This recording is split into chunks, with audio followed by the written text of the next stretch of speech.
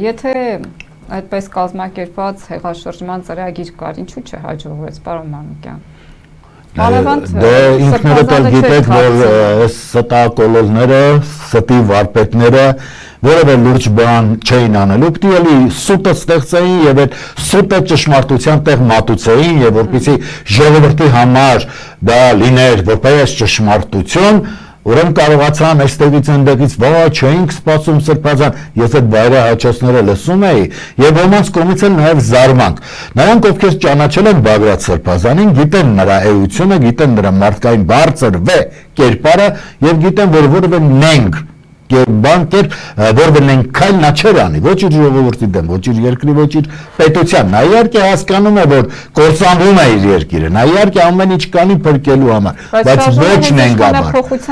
ոչ նենգաբար, նա պարզ հայտարարում էր, որ նեռ հեռանալու ես, եւ նեռ ասելով նա գիտեր, այս չարքապատկան իշխանությունն է, որը պիտի հեռանա, բայց այն, որ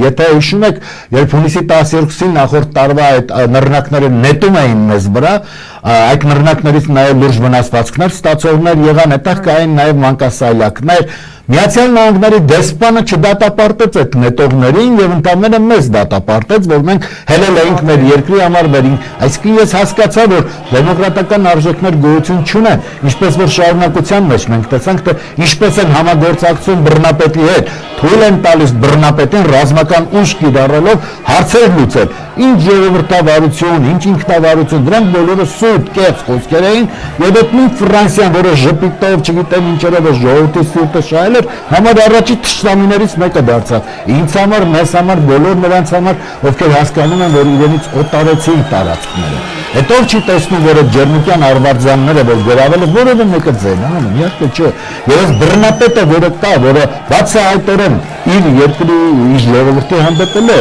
որպես բռնապետ հանդես գալիս չէ, որևէ մեկը ասում է, եկեք այստեղ ժողովրդավարություն հաստատենք, դեմոկրատական արժեքներ վերանենք, այնտեղ էլ կան, չէ, շատ քաղ բանտարկյալներ, ինչպես այստեղ էլ լիքը ուրեմն շատ են այդ քաղ բանտարկյալները, որոնք շարունակաբար ավելանալու են։ Ինչու են ավելանալու, որովհետև մենք ունենք օտարին ծառայող սպասարկող իշխանություն, իսկ մենք երբեք որևէ անգամ մեր շահերը վերջ չեն անելու ուժ չունեն։ Իրենք անուշ գոյանքներ են, այդ ջուրն, որ լցնում է սրվակի մեջ, այդ կերպա ստանում են, և սրանք սա է, ես ուղղակի նորից մեր ժողովրդի վրա հետ զարմանում, որ հանդուրժում է նմանների ներկայությունը իշխանական աթոռին։ Տեսնում ենք, երբ հեռարձակմամբ Մայրաթորի բակում ինչ է կատարվում, գրում են մարդիկ իրար, բազմաթիվ օրացմիկ ինչպես են հանդուրժում, դրա համար եմ ասում, բազմաթիվ մարդիկ են հավաքվել և կոչվել են հնչում, որպեսզի բոլորը գնան հավաքվեն, ոչ միացնեն բոլոր հավատալիքները, հայ ազգի զավակները և ցույց չտան, որ Նիկոլ Փաշինյանը իր ծրագիրը ամբողջությամբ իրականացնի։ Այո, հարգելի տագուհի, ես կողմ եմ, որ գնան Մայրաթոր, որովհետև այսօր հենց այն օրն է, երբ մեր ուրեմն ինքնության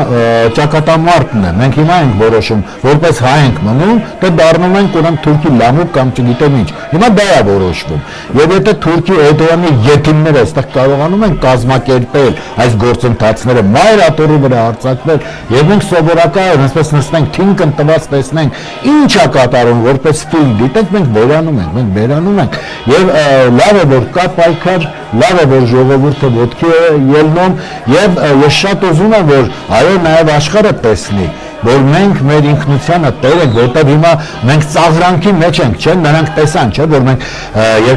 21 թվականին վերաշնչավորեցինք պարտության սիմվոլները, վերընտրելով նրանց ցույց տվեցինք, որ այս պարտությունը մեզ համար ընդունելի է, այսինքն մենք այդ պարտությունը մեզ վրա ենք վերցնում և զինվորի հաղթականությունը, որոնցից մեկն էլ իմ զավակներ, իր ջոկատներ, այն տղաներն էին, այն քաջերն էին, որոնք կան, որոնց անուն առանուն կարելի է տալ, գոնե ես մի 500 քաջեր գիտեմ, որոնք այո հզոր ձևով պայքարել են եւ հիմա իհարկե պատահական զոհերել են եղել, ես են եղել, են եղել եւ երբ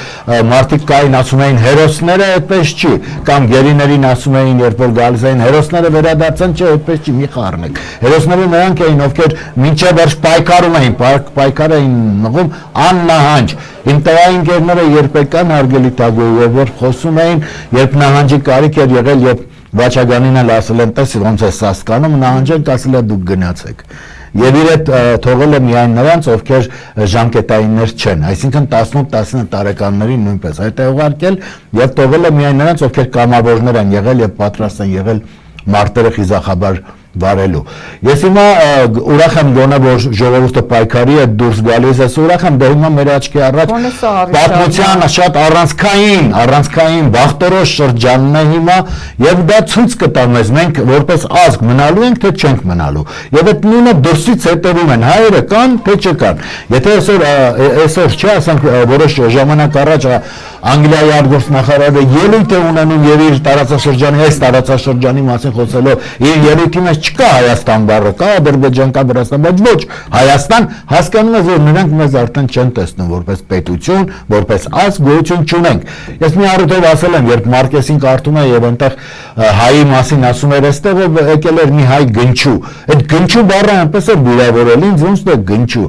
Փաստորեն այս հանճարը տեսել էր, որ գալու է, որ թափառական ենք դառնալու, որ պետություն չի լինելու, որ գնչու դառած այդպես շրջելու են։ Ես շատ ուզում եմ, որ դրանց բոլորին ցույց տամ, որ այո մենք պետություն ունենք, այո մենք պատմություն ունենք։ Մենք տեր ենք մեր պատմությանը, մենք տեր ենք մայր աթոռին, մեր սրբություններին, մեր կաթողիկոսին, մեր բարձր հոգևորականներին,